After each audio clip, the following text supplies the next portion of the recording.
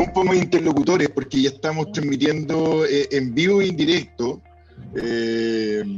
Bienvenidos sean todas y todos, tanto a los que ahora están conectados como a los que se van a conectar después de manera sincrónica, a la tercera videollamada del ciclo Hablemos del Territorio. Ya estamos en la mitad del ciclo.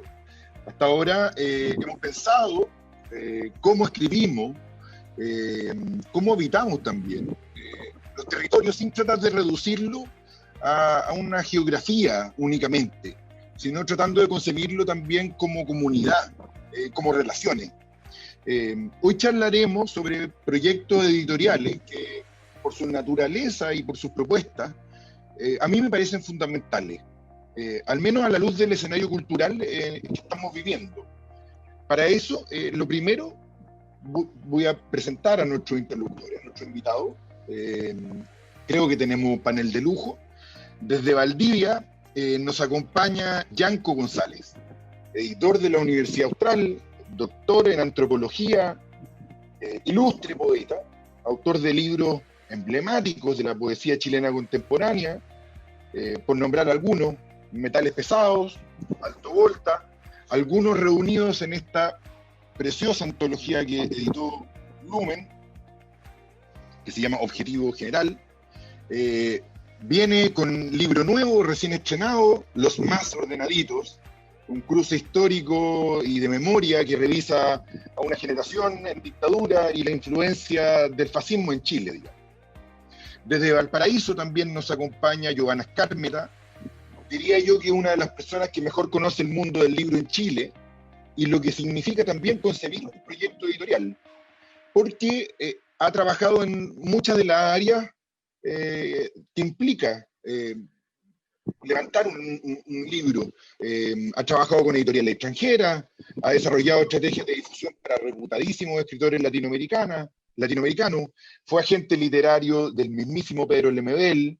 Actualmente trabaja en el equipo editorial de la Universidad de Valparaíso, coordinando el área de comunicaciones y la distribución nacional e internacional del catálogo. Y desde diversas partes de la quinta región, a veces incluso desde múltiples puntos del territorio nacional, hay fin de semana en que lo podemos pillar en el sur, publicando en un diario, y en el otro extremo norte, publicando en otro diario. Nos acompaña el periodista, narrador, editor, Cristóbal Gaete. Diría yo que es un permanente trabajador cultural, fundador de importantes suplementos como Grado Cero, como La Palabra Quebrada, colaborador de variados medios de comunicación regionales, como el diario KU, la revista Joya, autor además de libros como Valpore, Motel Ciudad Negra, y quizá lo más importante, hincha acérrimo de San Luis de Quillota. Ahora sí, ya no me extiendo más, creo que hice una presentación, digamos, lo más breve posible, pero aún así lo suficientemente extensa. Cuénteme, porfa, Yanko, Giovanna, Cristóbal, primero, ¿en qué momento de la pandemia los pillo? Creo que hay que cumplir con esta parte de la ceremonia, compartir en qué estamos. Yo les cuento que estoy un poquito triste acá en el Maule, en Curicó, volvimos a cuarentena total, así que el verano acá tiene cara de encierro. A ver si podemos partir con Yanko, después con Giovanna, después con Cristóbal, y de ahí desordenamos la conversa. ¿Cómo estás, José Tomás? ¿Cómo estás, Giovanna, Cristóbal? Muchas gracias por la invitación, muchas gracias por la oportunidad también de intercambiar algunas ideas y el estado un poco de nuestro quehacer en los distintos espacios donde estamos. En Valdivia nos encontramos en fase 2, en realidad una fase 2 algo mentirosa, porque estábamos en cuarentena por mucho tiempo. Y debido a razones económicas y culturales, esas fueron las razones que dio la autoridad sanitaria, se salió de la cuarentena y avanzamos a fase 2, pero los casos han subido de manera exponencial y yo creo que pronto volveremos sí o sí a la cuarentena porque ya están llevando todos los pacientes a Santiago. Así que no es un momento también muy feliz en Valdivia. Adelante, estudios. Bueno, por acá, bueno, gracias José Tomás por la invitación. Qué orgullo estar acá además con Cristóbal y Yanko. Y nosotros acá en Viña estamos en fase 2, que es una fase 2 bien extraña también, porque con fase 2 con permiso para vacacionar, pero sin, sin poder salir el fin de semana. O sea, todo muy, muy extraño, porque ya se ven en las cómo están llegando los turistas a Viña, pero a la vez fase 2. Entonces, es muy, muy curioso. Supongo que Cristóbal también está lo mismo, tú estás acá, ¿verdad? Sí, y claro, es una situación efectivamente curiosa y está también la tensión, no sé, urbana de la gente que sale, que quiere estar, que quiere ocupar el espacio público y las medidas que van en otra dirección. Es una situación bien ambigua. Yo creo que todos esperábamos que el verano estar un poco más tranquilos y claro, y estar en marzo ya como planificando el encierro nuevamente, pero no se dio así que es un momento incómodo, pero hay que atravesarlo con harto, hay que atravesarlo como sea para poder seguir nomás. Tengo que resistir. Oiga, ¿les tinca si comenzamos con los libros? Eh, lo que quiero proponer como punto de partida es tratar de armar una fotografía. A mí me parece que en este intersticio político-sanitario, digamos, que va de la revuelta a la pandemia, me ha faltado escuchar una conversación acerca del estado de la cultura en Chile y especialmente acerca del estado de la cultura en el ámbito editorial. Ustedes que lo ven de cerca, en su calidad de actores del mundo del libro y de la lectura, ¿me pueden contar qué ha venido pasando este tiempo en librerías, en editoriales, en imprentas, en distribuidoras, etcétera, digamos, en la cadena completa? ¿Es posible que me ayuden a armar una fotografía de lo que pasó desde octubre del 2019 hasta ahora que estamos en enero del 2021? Yo no sé, parto o no, te ayudo, parto haciendo la fotografía. Yo lo que he visto más, que toca muy de cerca con mi área, es el tema de librería, de distribución. ¿Mm? Más que otras áreas que a lo mejor Yanko ahí tiene más claridad con lo de las imprentas y todo.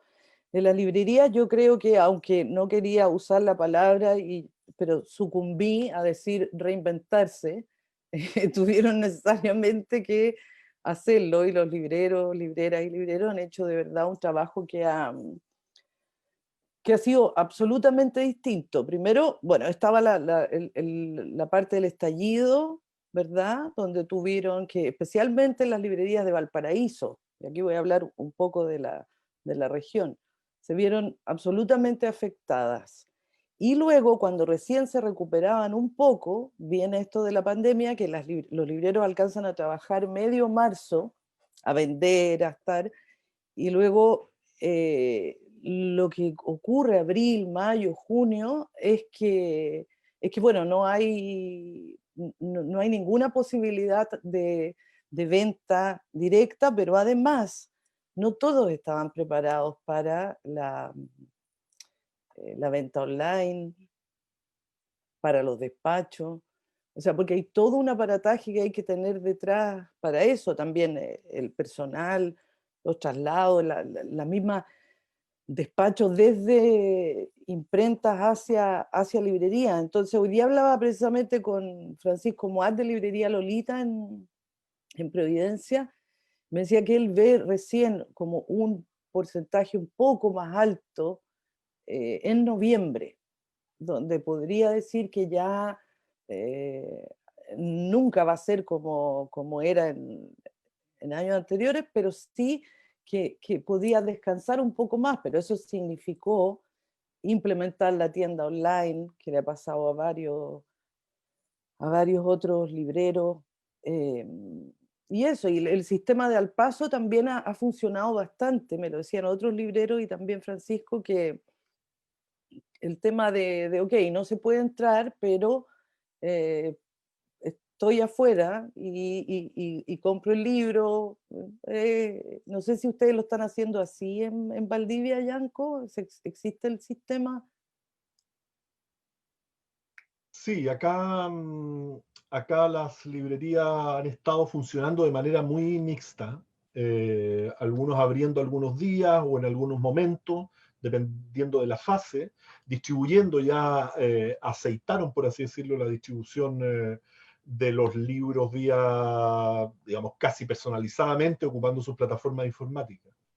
Pero un poco refiriéndome a lo que contaba Giovanna, efectivamente se han reinventado, pero ahí nos dimos cuenta también dentro del ecosistema que era uno de los eslabones más vulnerables, digamos, del ya vulnerable ecosistema editorial, no solo en Chile, sino también en el resto, por así decirlo, en gran parte del planeta. Uno lo ve en otros países y ve también cómo las librerías han ido cerrando.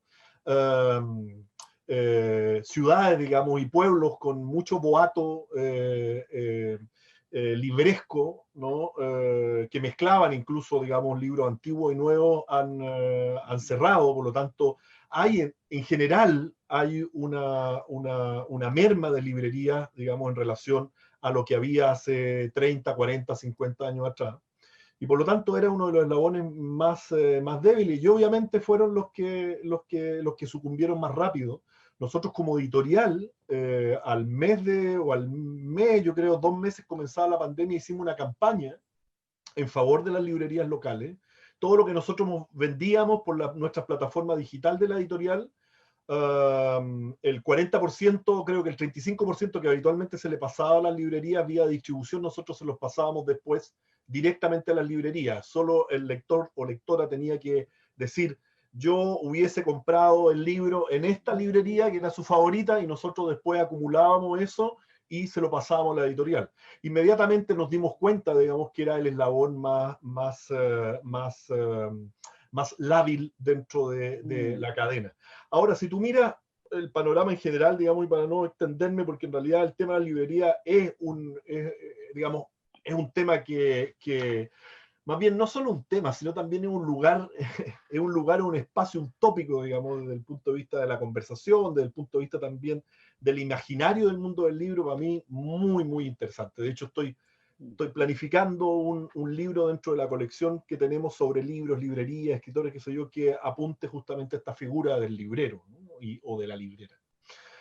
Pero más allá de eso, si tú lo ves de una perspectiva más general, claro, otros aspectos que aparecieron dentro de la pandemia de manera, o sea, que reveló, digamos, la pandemia también, era cómo había crecido y se había complejizado el ecosistema editorial. Es decir, cómo se habían multiplicado las editoriales, cuánto se publicaba también dentro de editoriales grandes, medianas y microeditoriales, y qué sucede justamente cuando viene un colapso externo, qué pasa con esa bibliodiversidad, ¿no es cierto? Y evidentemente lo que se vio, ¿no es cierto?, un gran problema. Muchas editoriales dejaron de publicar, sus catálogos, por así decirlo, se congelaron. De hecho, tú mencionabas los más ordenaditos.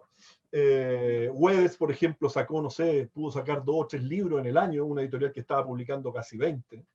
Y por otro lado, también reveló algo que ya sí era crisis, desde mi punto de vista, ya hace mucho tiempo, pero se agudizó los últimos 3, 4 años, y la pandemia también lo evidenció lo evidenció con mucha intensidad, que justamente son las mediaciones, por así decirlo, las mediaciones del libro. Cristóbal está a cargo de Palabra Quebrada, qué sé yo, pero la disponibilidad de mediaciones, digamos, con respecto al libro realmente es muy pobre en Chile. Es decir, los periodistas culturales han sido echados de los medios, los suplementos que van quedando, digamos, son suplementos que funcionan básicamente con periodistas, ¿no?, con oficiantes, con profesionales, digamos, part-time o freelance.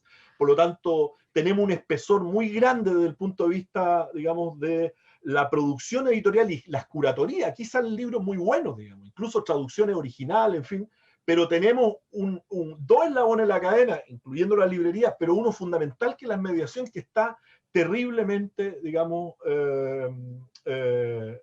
precarizado, ¿no? Sí. Y si tú te das cuenta, digamos, si miras para los lados, ¿no?, o sea, extendiendo más allá de nuestras fronteras nacionales, te das cuenta que digamos, hay ciertas singularidades que son tristísimas, digamos, tristísimas. Aquí se editan excelentes libros que no tienen recepción, primero de mediadores, más allá de la lectora o el lector.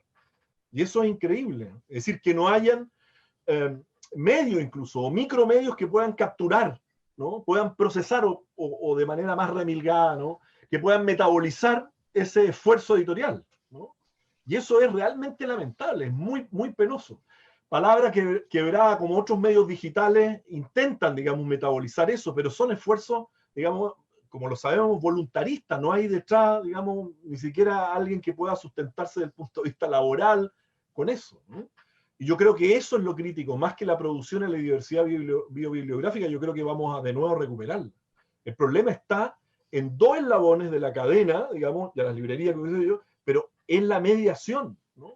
Y si tú te ponías a pensar en la mediación lectora ya como un proceso educativo, es decir, Sí. sistema escolar, ahí se te abre otro mundo, pero lo que vemos, por lo menos, no sé si te pasa a Giovanni igual, lo que vemos, digamos, en el mundo de la edición es la mediación, ¿no? La mediación. Eso, Sí. José Tomás. Ese pase me parece que primero es para Cristóbal. Sí. A ver cómo lo toma. No, está bueno eso de pensarlo, de pensar claro, esas dos áreas de trabajo que están debilitadas. Bueno, yo creo que antes incluso del estallido ya está debilitado el periodismo cultural. O sea, ha ido como en una contracción tremenda en muchos sentidos. Y claro, hay una biodiversidad súper interesante en Chile. No hay espacios para reflexionar sobre esa producción, sea en entrevistas en profundidad, que también, o sea, no solamente hay que pensarlo como reseñas, sino los reportajes, las entrevistas, todos esos espacios colaboran porque hacer dialogar a un escritor también te permite, no sé, o sea, llegar a una profundidad de ideas, también de autointerpretación, no sé, de figurar qué lugar se da al mismo dentro de lo que se está produciendo. Y claro, pues es un espacio crítico. Ahora, yo quiero creer que esa cuestión del espacio crítico también te genera como una situación media, ¿cómo llamarlo?, entre precaria y suicida, porque permite como, claro, pues ciertos arrojos que uno sabe que está siempre siendo lo último. ¿Me entendí? Ponte tú nosotros, el suplemento que antes se llamaba Grado Cero, que ahora se llama La Palabra Quebrada, en la práctica con 3 fondos va a ser 30 números. Pero nosotros al último número vamos a llegar sabiendo si vamos a continuar o no. ¿Cachai? Entonces, eso implica que nosotros igual vamos tirando siempre la carne, o sea, no tenemos tiempo que perder, no hay como esa cuestión de que, no sé, que alguien enfríe la pega, ¿me entendí? Sino que estamos siempre tratando como de sacar lo mejor de nosotros. Quizá no hay más. Cuando a alguien no le gusta, yo siempre digo, no hay más. Pero en lo que significa como lo que uno tiene dentro, lo trata como de sacar en esos espacios limitados con las reglas que hay. Pues, por ejemplo, tú mencionabas el Q, ¿cachai? El Q tiene otro formato, entendí, otra agenda. En el caso de La Palabra Quebrada, edición independiente. Y dentro de esa bibliodiversidad, nosotros en estos 3 años nomás tenemos como 110 editoriales que han salido, porque tratamos de buscar nuevas editoriales, ¿cachai? Entonces hay un esfuerzo, claro, hay una diversidad y es una lata que esa mediación no está. Ahora yo también creo que el público también dejó de darle ese valor a esa mediación. A excepción de críticas como Patricia Espinosa, yo no veo como figuras que en verdad influyen en los lectores y las lectoras. Yo creo que los demás no sé si les importa tanto. O sea, una polémica bonita en cierto sentido, o sea, en el sentido como de la idea y textos que descubrió, fue lo que hizo Lorena Amaro el año pasado. Pero en general, el peso como de esa figura de mediación, que puede ser en una revista más universitaria como Palabra Pública, o que puede ser en un suplemento cultural impreso, como sea La Palabra Quebrada o Q, es muy bajo. Y también está esa opción de los micromedios. Ponte tú, yo en paralelo edito una página web que se llama Plataforma Crítica, que es solamente de libros de la quinta región, por el hecho que es la segunda región que más libros produce en Chile, y ahí sí que uno se da cuenta de la falta de absorción cultural. Entonces sí hay un problema que es medio, que claro, o sea, que es difícil saber, o sea, cómo podría tener una solución y todo eso, y aparte está el status quo, ¿cachai? Por eso yo partía diciendo eso como del arrojo, porque acá el status quo está totalmente encima de la producción cultural, entonces es complicado, porque los medios que tienen más poder o más influencia más lectoría clásica, no, pues no hay, uno no tendría por qué leerlo, básicamente. Claro, es verdad lo que dices tú de que tampoco ahora hay críticos o que los lectores estén buscando, pero ahí es donde uno dice, no sé qué fue primero, que, o sea, de pocos, ya había siempre pocos medios culturales a quedarnos como con un suplemento, ese mismo suplemento se fue achicando, que en el caso de Revista Libre empiezan a quedar 2 páginas, en Valparaíso tenemos el Q, que está muy bien, pero nada más, digamos, de medios así tradicionales. Y luego vienen gente como tú, Cristóbal, que hace esto, que ya es como que uno dice, o sea, ¿y qué sería si no existiera un ímpetu como el tuyo, como la gente de tu equipo y otros? Porque no hay en Chile realmente una manera de potenciar lo que decía Yanko también, la mediación, y a través de los medios es justo lo contrario, o sea, van echando periodistas de los medios de cultura, lo anda haciendo como poco menos que el alumno en práctica cubre cultura, el de economía sí, digamos, ¿cierto? El de deporte, el de política, pero, o no, es como eso, como ya cultura y espectáculo ahora van a ir juntos, ahora van a ir juntos en media página, ahora ya no van. Entonces, claro, ¿a qué crítico también va En a el seguir? crucigrama, Claro, va a ir entre el puzzle y peleando, peleándole el espacio al sudoku. Claro, entonces es como muy Pareciera fuerte. ser, pareciera ser sintomático o al menos, o sea, paradigmático o al menos sintomático, ¿no? Pero es posible al menos advertir en este clima crítico, eh, es posible advertir algún margen de que esta caída de plataforma sea también una caída de ciertas perspectivas a las cuales estábamos acostumbrados y que puedan emerger otras perspectivas también, puedan emerger otras alternativas que yo sí veo algunas emergiendo, incluso cierta nueva forma de asociatividad. No sé, Cristóbal, tú quizás que estás más imbuido, digamos, y que te llegan muchas lecturas, estás muy acostumbrado a que te llegue mucho libro, digamos. Mi sensación, pero esto es alogímetro, es que el libro, dentro de todo, goza de buen estado de salud. Se sigue produciendo mucho libro, independiente de que no siga incrementándose el padrón lector y de que la mediación efectivamente esté deprimida. La pregunta para terminar de armar esta fotografía es, a pesar de este estado crítico, ¿estará la posibilidad, digamos, de que se regenere el escenario, digamos, de que emerjan? ¿Hay señales, digamos, al menos de eso? ¿Hay algunas señales? Yo veo señales, o sea, si veo como que todos los meses cuando arme el número me descubro nuevas editoriales y todo eso, pienso si hay señales, o sea, hay asociatividad y todo eso. Ahora, yo creo que las señales son una cosa y lo que se hace profundamente otra, o sea, porque ponte tú, si un libro no es un libro o un fanzine, uno espera que tenga una estética ad hoc al fanzine, o sea, que sea como algo efectivamente rupturista, no solamente en su estilo gráfico de desarrollo, sino también en su escritura.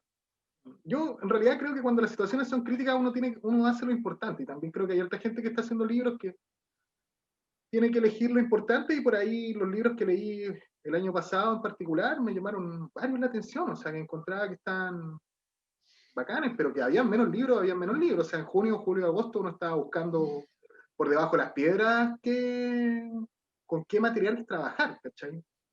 Entonces esa cuestión es como llamativa. Yo también creo que hay una cuestión como que hizo el esquema como de ferias, lo digo en el sentido de lo independiente, no puedo hablar desde lo universitario o lo transnacional, que es como que esta cuestión de que como está la furia del libro y la primavera del libro, la concentración del libro es muy grande generalmente entre octubre y diciembre. Ahora ya este año era como noviembre, diciembre o diciembre.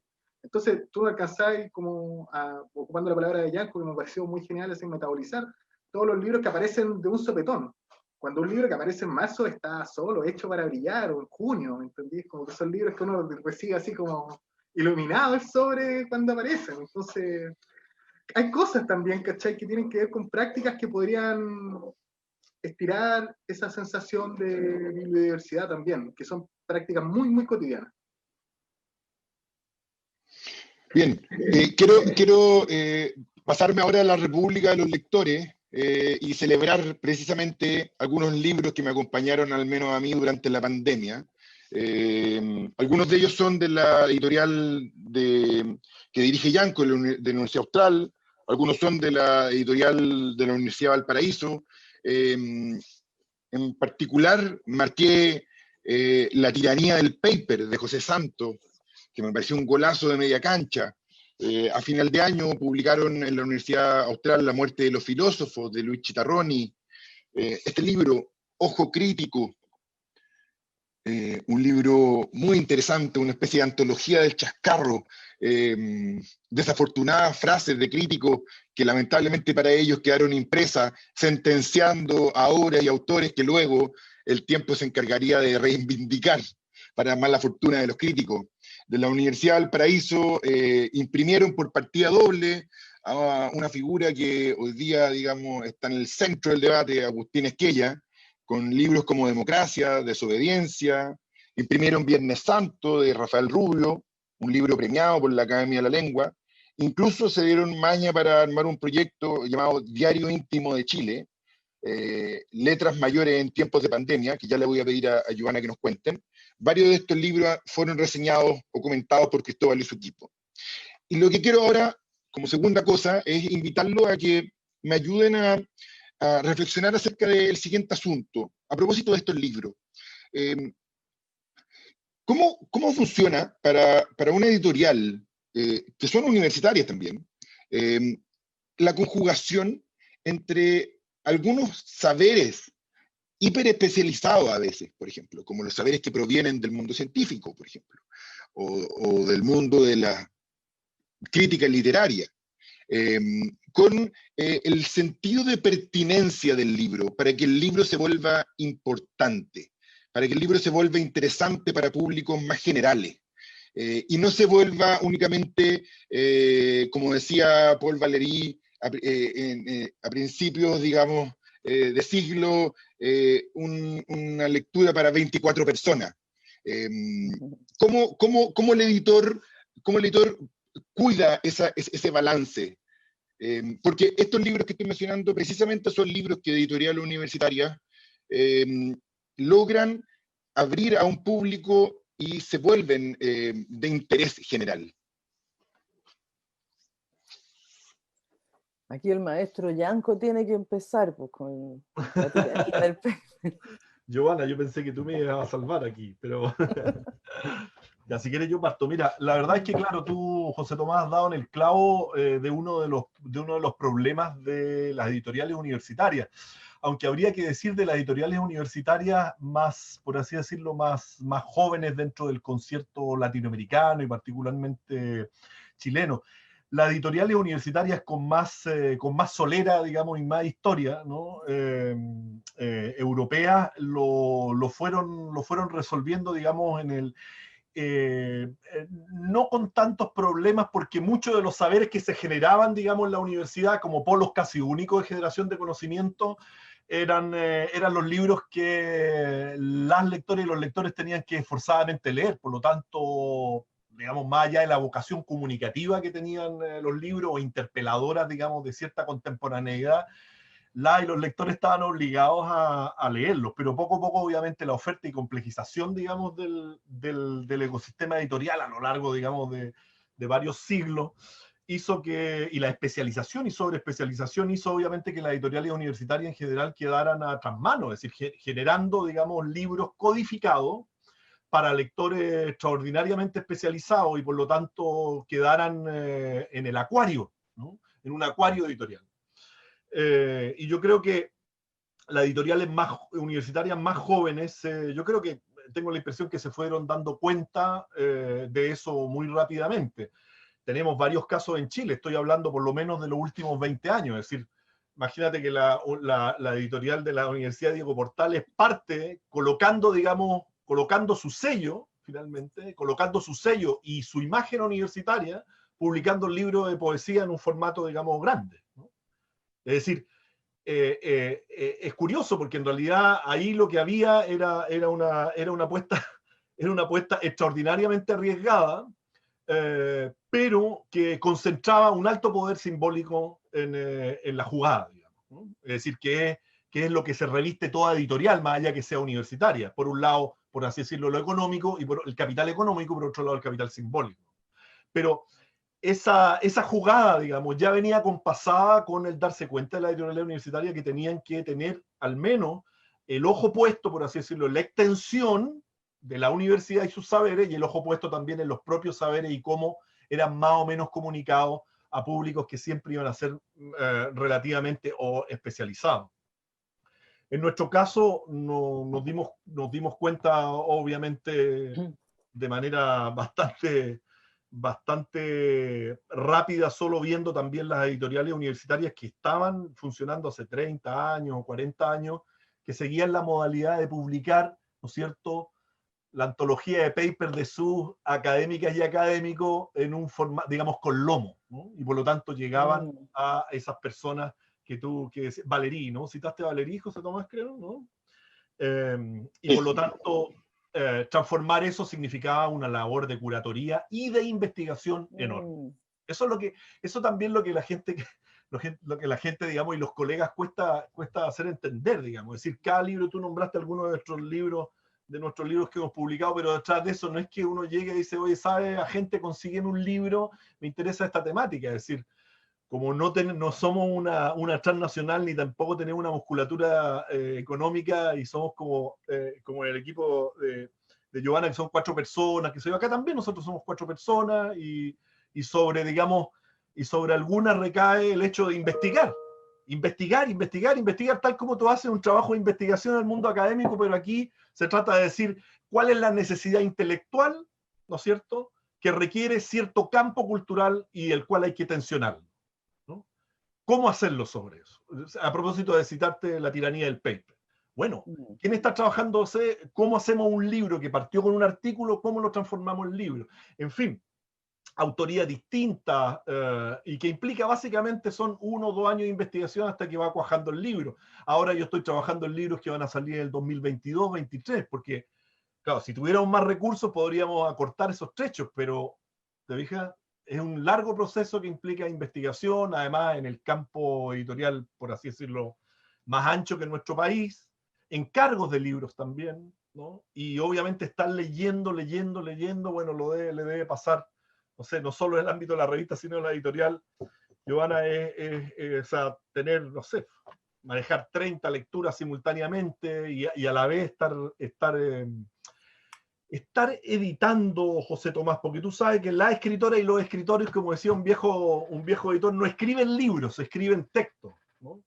Y la editora o el editor los transforma en libros. Y eso vale no solo para libros que tienen vocación, digamos, una vocación comunicativa de encuentro con lectores amplios, sino también para las y los académicos, que creen, digamos, que están escribiendo libros y no están escribiendo libros. Están escribiendo textos, hay que transformarlos en libros.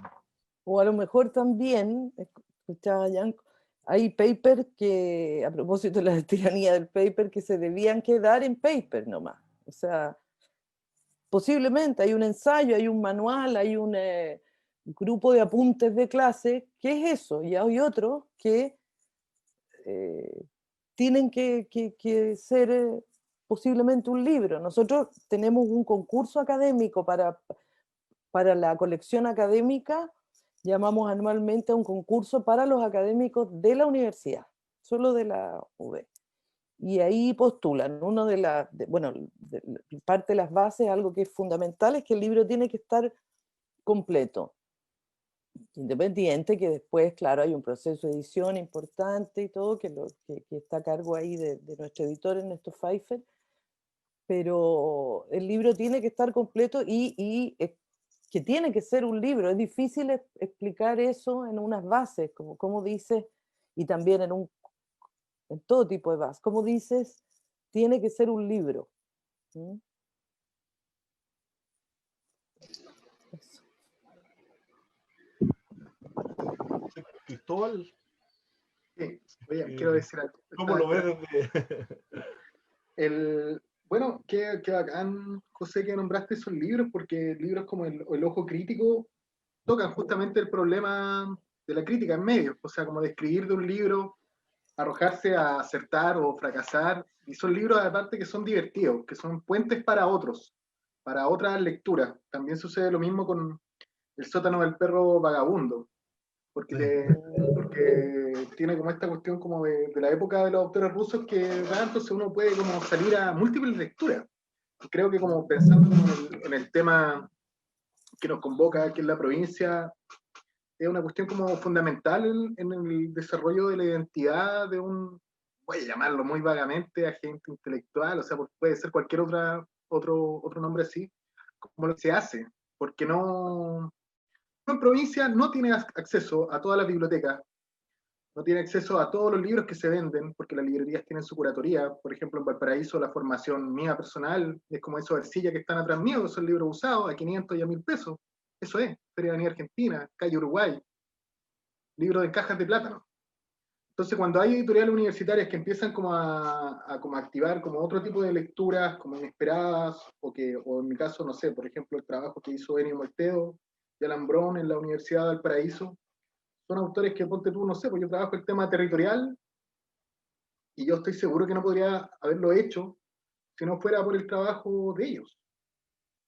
Entonces, como una editorial universitaria que decide como efectivamente no dedicarse a publicar textos académicos, o cuando son textos académicos los transforman adecuadamente, se convierten en puentes súper importantes, o sea, ponte tú el trabajo de historia, en los trabajos de historia social, eso también se está haciendo harto en la universidad de acá, y también se está trasvasijando el libro adecuadamente, y que también es un campo que también puede ser súper fértil, pero uno recuerda más que nada excepciones, porque habitualmente esos trabajos académicos no pueden pasar adecuadamente a libros, pero la potencia que tienen en su entorno directo de esta editorial universitaria es absolutamente fundamental. O sea, ponte tú, yo he hecho 9 publicaciones o 8 publicaciones muy de combate en sus formatos de Pessoa Belli, y eso no hubiese sido posible si en los 90 no sale una edición de Molteo de eso. Entonces es importante, y creo absolutamente lo que dice Yanko, que deben ser muchas lecturas para llegar a mucho trabajo para llegar a algo que pueda efectivamente abrir, o como lo que tú vayas a hacer con las tierras pobres, pues, José. ¿Cachai? Que en el fondo es como eso, pues, es como decir, mira, te devuelvo algo que es tuyo, porque estaba acá. O el trabajo del cura Guarda, quizás será el apellido, Yanko, no recuerdo el apellido del... Que claro, pues, es un trabajo que ponte tú, yo, o sea, he paseado por Valdivia, ¿cachai? Pero el libro me encantó porque me parecía que atravesaba todo, te dejaba así como momentos notables para convivir de otro lugar. Entonces, en el fondo, en esos puntos que quizás pueden resultar muy equidistantes, entrar algo muy lejos o entrar algo de muy cerca y resignificarlo, se pueden encontrar cosas que para mí es fundamental el trabajo de la editorial universitaria en la región. Sí, es sumamente interesante a propósito además del arte poética que mueve este ciclo, José Tomás, lo que acaba de decir Cristóbal, porque en realidad una de las cuestiones fundamentales, digamos, y habla además de la densificación de los campos culturales, digamos, más allá de Santiago, es el papel que tienen justamente las editoriales, ¿no? Sean estas universitarias, que les cabe la primera responsabilidad, como otras, ¿no? Y en ese sentido, el aupar, ¿no? el presionar también por levantar proyectos editoriales en regiones es fundamental para un tipo de desconcentración, que es la cultural, que es lo que más nos ha costado en este país, ¿no? Es decir, cuando hablamos de suplemento, de ahí que es interesante a propósito del suplemento Cuba, pero cuando hablamos de suplemento estamos hablando también de un territorio, ¿no? Es decir, cuando hablamos de La Tercera, del Mercurio, estamos hablando de un territorio. Son diarios nacionales, pero estamos hablando de un territorio donde cuya fuerza gravitatoria, digamos, está nutrida básicamente por los agentes que lo circundan en un territorio, ¿no? Que es justamente la zona, el Valle Central, por así decirlo. Cuando tú, en realidad, lo que haces es darle musculatura a las editoriales, ¿no? Le da una musculatura a la editorial, lo que le da musculatura en realidad a un pensamiento propio desconcentrado. Y esa desconcentración cultural es lo que te permite, si tú ves a otros países, de hecho, muy cerca del nuestro, lo que te permite en realidad, tiene efectos colaterales a nivel político muy importantes, ¿no? A nivel de, digamos, de la consecución de otras libertades, ¿no? Que no se logran sin justamente estos agentes. Obviamente hay otros, pero ojo con el papel de las editoriales, ¿no? Recuerda solamente cómo se gesta también, cómo circularon las ideas también en nuestro país, cómo la circulación de ideas es justamente el légamo que te permiten transformaciones, digamos, políticas importantes, ¿no? Y lo que decía Cristóbal, yo creo que es clave, ¿no? Es clave. Cómo el papel que tienen, ¿no? El peso, ¿no? Que tienen las editoriales para articular, ¿no es cierto?, pensamiento, para articular imaginarios que no responden necesariamente a los dominantes. Rosabetti Muñoz, en la videollamada anterior, logró encapsular de alguna manera muy poética el don de los poetas, a través de una figura que es un poema de una poeta polaca, Un país llamado antaño. Esto que estamos conversando, esta aparente paradoja entre sustraerse del localismo y a la vez aferrarse a la mirada de lo particular. Vienen una serie de preguntas ahora sobre esto, digamos, respecto a cómo ustedes, digamos, ven que entra lo local en las miradas de sus proyectos y a la vez cómo procuran que estas miradas sean lo suficientemente universales. Lo estoy pensando a propósito de lo que mencionaba Cristóbal sobre el libro de los poetas rusos que publica la editorial de la Universidad de Yanco. Lo estoy pensando también sobre el libro El Nuevo Orden Regional que también publica la Universidad Austral. Lo estoy pensando respecto a esta revista que publica la Universidad de Valparaíso que se llama Provinciana, y lo estoy pensando casi por todos los proyectos de Cristóbal que tienen esta perspectiva territorial, pero especialmente por las crónicas más barriales. Le cedo la palabra. Vamos, Giovanna. Claro, no, ¿por qué permanecer en la provincia? Decía Heidegger, y es por lo cual nosotros sacamos nuestra provinciana, que no tengo acá el número 2, la tenía acá, tú tampoco parece, José Tomás, tienes la provinciana 1 nomás. No estoy en la lista de amigos de la editorial, ¿eh? No he Pucha. recibido nada. Pucha, ya lo vamos a ver eso. No te quería meter presión en público, Giovanna. Claro, pero lo lograste. No, sí, y yo tampoco la tengo, o sea, la tengo allá en otra pieza. Pero la revista Provinciana, por ejemplo, llevamos 2 números, es una revista de muchísimas páginas. Espérate, déjame ver cuánta tiene exactamente. Fue financiada por el fondo, no tengo los lentes cerca, fue financiada por el fondo las 2 ediciones, pero son independientes. O sea, primero ganamos un fondo para la Provinciana 1, que es esta que ven ustedes, que era Mar Campos Cielo, esa salió el 2016, y luego el 2019 salió la Provinciana 2, donde hay una entrevista a Licura Chihuelaf muy buena.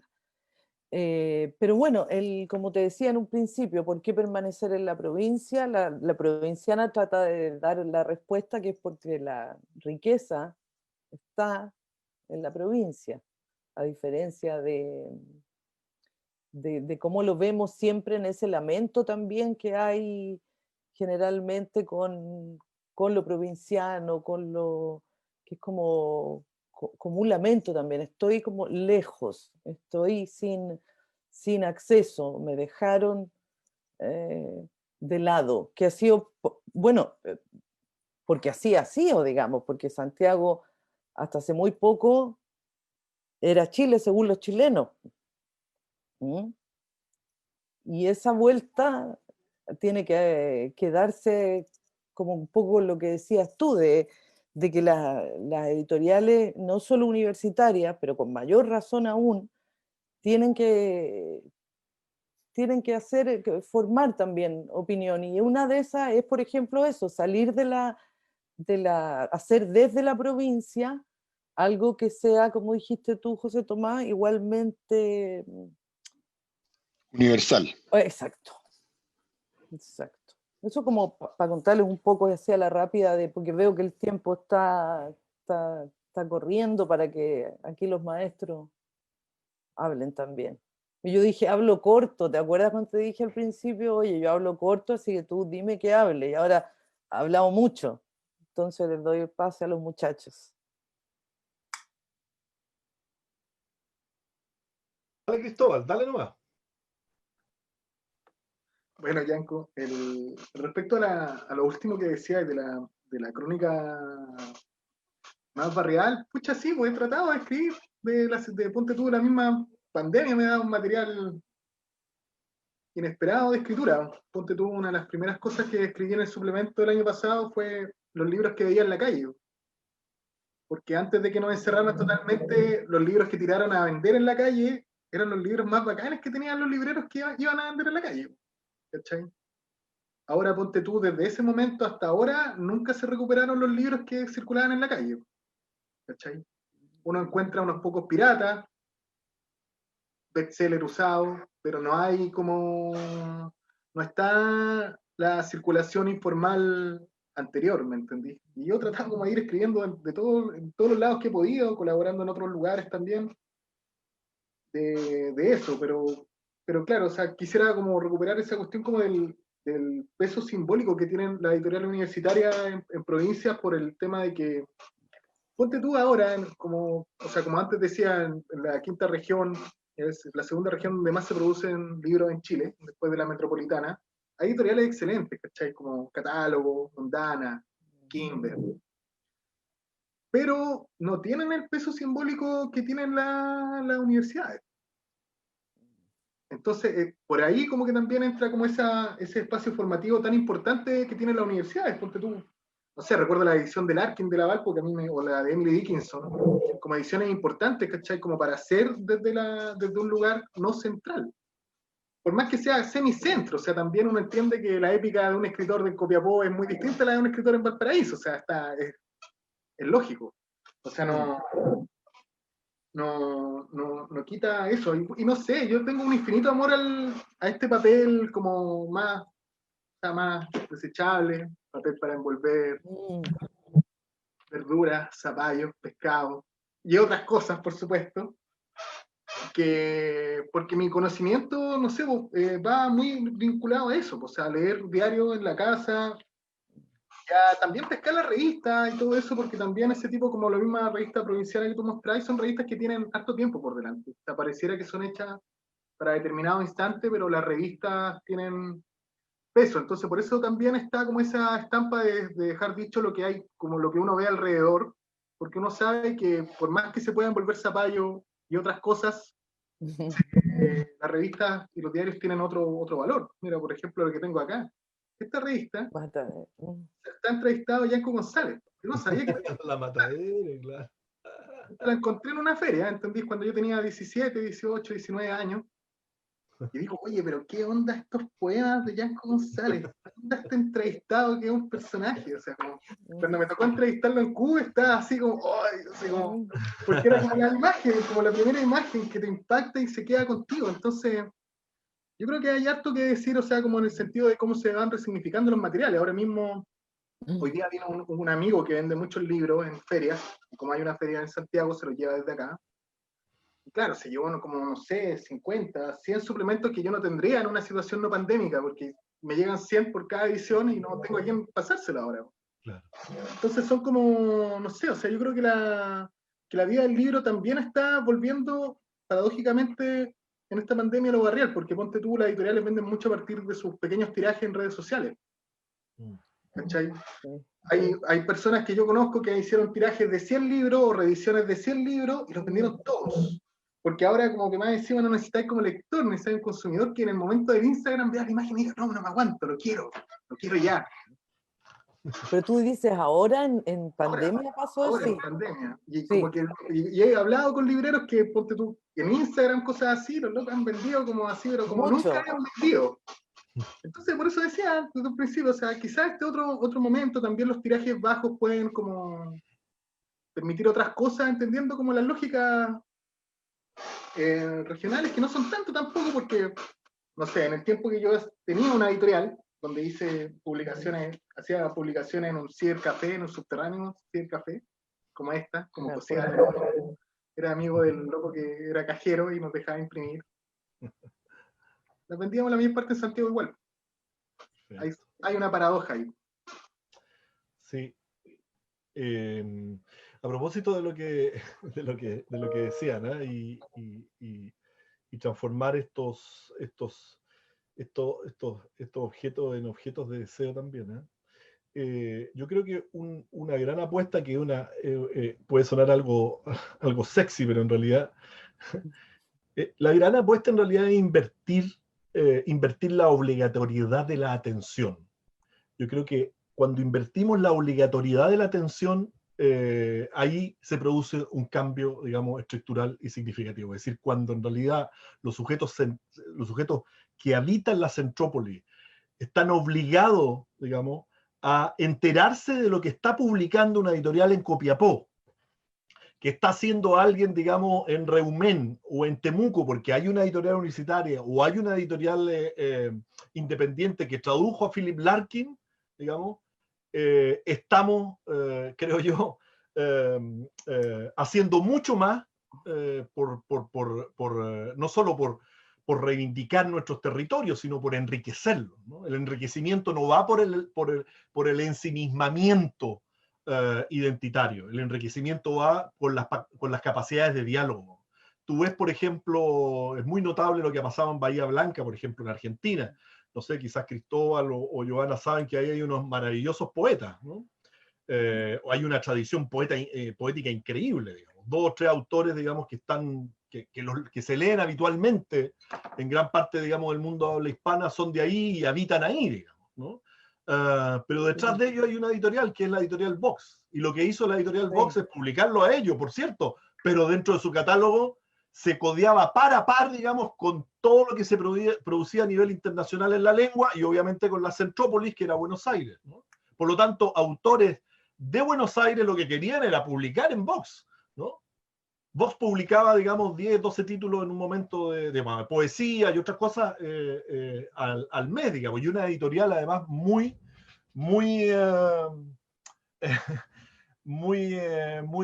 hecha a esfuerzo, digamos, casi artesanal, ¿no? Artesanal. Y tú lo escuchas. Hace poco hacen un festival de poesía internacional, además desde Bahía Blanca. Fui invitado y conversando, y ellos tienen además un mapeo, digamos, de lo que se produce en ámbito literario, particularmente poético, pero o sea, increíble, ¿no? Pero además que editan, traducen, hacen estadías además en Bahía Blanca. ¿Te fijas? Es decir, nadie en Buenos Aires, digamos, del ambiente literario puede decir, digamos, que desconoce lo que están haciendo actualmente, lo que se hace, lo que han publicado durante estos últimos 25 años poetas de Bahía Blanca, digamos, ¿no? Es decir, y eso es muy curioso porque hay una tradición federalista, por cierto, hay una tradición ácrata que es muy importante también, ¿no? Que transforma la autogestión, ¿no? La autogestión no en una utopía, sino en una eutopía, es decir, algo que efectivamente puede ser un arma política, puede ser un arma eficaz, ¿no? Y yo creo que las editoriales por eso tienen un papel muy, muy, muy importante en eso. Sobre todo ahora que Les quiero contar. No, te interrumpí, dale, Giovanna. No, si era que ahora estamos en un momento de editoriales regionales tan distinto, tan bueno, ¿por qué no decirlo? Ahora hablo de, si hubiéramos estado hablando 10 años atrás, quizás es distinto, pero ahora estamos, ya la edición universitaria está muy bien, pero además las de regiones, universitarias de regiones, es otro mundo que hace 20 años atrás. Y es una tradición que se recupera también, que se puede recuperar. Exacto. Por ejemplo, no sé, pues Molina, que es el primer editor de respiración artificial de Piglia, trabajaba siendo editorial universitaria en Valparaíso, o sea, Oscar editando Luis. como alcalde, claro, Drogué. Entonces uno Que piensa, se chuta, sí, recupera. Como dices claro, tú. hay un remanente que se tiene que activar y en toda la cadena, o sea, como de librería, de suplementos, Sí, toda la cadena. sí. ¿Verdad? Importantes. Bien, termino con ánimo yo, termino con ilusión, ¿Verdad? termino con el espíritu arriba. Son las 4:56, nos queda así como último minutito. Hay unos saludos que voy a leer. Está saludando Rosa Betty Muñoz, a la cual le devolvemos el saludo. Rodrigo Avilés dice, tanto la circulación y liberación de ideas se hacen necesarias para generar la reflexión y el análisis crítico. En la práctica, la pregunta de él es cómo liberarnos de la colonialidad del conocimiento. Cita algunos autores, que nos permita potenciar el territorio, la comunidad y la localidad. Y Sandra Araya pregunta, ¿y cómo escribir sobre territorio y lo barrial, pero para ser leído precisamente por ese público que vive en esos territorios? Nos quedan 3 minutitos, a ver si alguno se anima a dar una palabra al cierre, así como de despedida casi.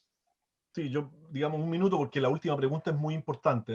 Sí. Al menos la editorial, no sé, Giovanna, si compartirás conmigo este juicio, pero las universidades tienen una responsabilidad, y las editoriales universitarias tienen responsabilidades múltiples, sobre todo las que reciben, obviamente, aportes del Estado. Y una de esas responsabilidades no solo es comunicar lo mejor del conocimiento, digamos, generado en nuestras universidades, sino están, digamos, tiene una responsabilidad altísima en los territorios, digamos, en los que, a los territorios a los que se deben estas universidades. Por lo tanto, Cristóbal ahí mencionaba, digamos, los trabajos del padre Guarda. Nuestra editorial nació formalmente en 2014. Tiene, digamos, un horizonte, digamos, tiene una huella, una ruta de navegación bastante extensa. Pero dentro de esa ruta de navegación está, digamos, y estamos trabajando fuertemente justamente cómo ahora empezamos a vehiculizar, ¿no? No solo el conocimiento de la universidad, sino el conocimiento, ¿no?, generado en los territorios, además con lenguajes distintos, digamos, a los tecnicismos y a la codificación académica, que sí merecen estar inscritas en el soporte del libro. Y eso es muy importante porque tiene que ver también con cómo tú concibes la cultura y, por así decirlo, la alta cultura, ¿no? Es decir, cómo tú sancionas los capitales culturales distintos de una manera un poco más remilgada, ¿no? ¿Cómo va a ser, cómo eres capaz, digamos, de entender capitales culturales distintos y colocarlos a circular también? De hecho, a propósito de Rosita, de Rosa Betty, que nos acaba de mandar saludos, estamos conversando con ella justamente para dar cuenta, ¿no?, desde el ámbito, obviamente, de la literatura, porque hay otro ámbito de estas problemáticas, ¿no? Y una editorial universitaria tiene muchas responsabilidades. Yo le coloco mucha presión a las editoriales universitarias en la medida de que son dinamizadoras, digamos, de muchos de los déficits que existen desde el punto de vista de la descentralización, desde el punto de vista de la desconcentración cultural. Y tienen mucha responsabilidad, sobre todo cuando reciben recursos públicos. Bueno, pescando una idea de lo que dice Yanko, de eso que las editoriales universitarias se deben al territorio, yo creo que el escritor también se debe a su territorio. Entonces por ahí entra como la idea de lo barrial. Yo hace poco, por ejemplo, me uní con unas personas que tienen carros de fruta en Viña del Mar y hicimos una publicación autogestionada, como equipo, se puede decir. Entonces uno no escribe como para hacer sus firuletes, sino que escribe como para que la comunidad pueda leer pueda leer esas historias de vida y esa reivindicación que ellos hacen de ellos mismos al asociarse. Entonces hay distintas formas de escribir de los barriales, eso es directo, o sea, ya no es que yo esté pensando que esa edición, porque una edición física que estúpidamente no la tenía a mano ahora para mostrarla, pero se puede trabajar en lo comunal. Hay una autora mexicana que se llama Cristina Rivera Garza, que trabaja Sí. mucho en ese concepto. Entonces uno puede como empezar a abrir la cabeza para poder trabajar desde lo barrial, y por otro lado hay otro espacio donde uno puede como generar como otra escritura con todo el estilo que uno quiera. Yo los invito a una página que se llama hotelprat.net, porque como que nos metimos en un edificio con un fotógrafo y un diseñador a entrarle a un edificio que es como una representación muy a escala de Valparaíso. Entonces uno va jugando con distintos formatos, o sea, hay un formato web, hay un formato físico, y uno va tratando de interiorizarse. Aparte, lo local es una cuestión como bien difícil para mí en este momento, porque por ejemplo, yo que he escrito siempre del lugar de Valparaíso, he terminado en lugares muy inesperados publicando de lo mismo. Es muy extraño.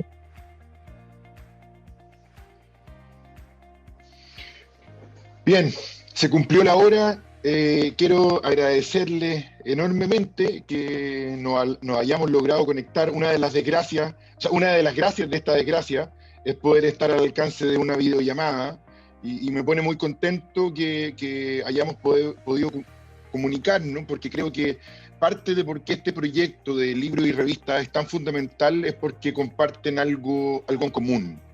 Y me queda más claro después de esta conversación. Es una responsabilidad, es voluntad también, como dice Yanko, pero también es una vocación.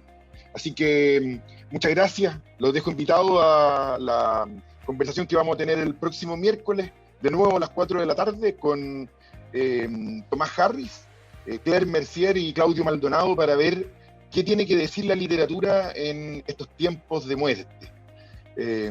Gracias Cristóbal, gracias Yanko, gracias Giovanna, y Gracias. nos vemos el próximo miércoles. Gracias. Que estén bien. Chao, Cristóbal. Chao, Giovanna. Chao, que estén bien. Chao, Chao. Chao.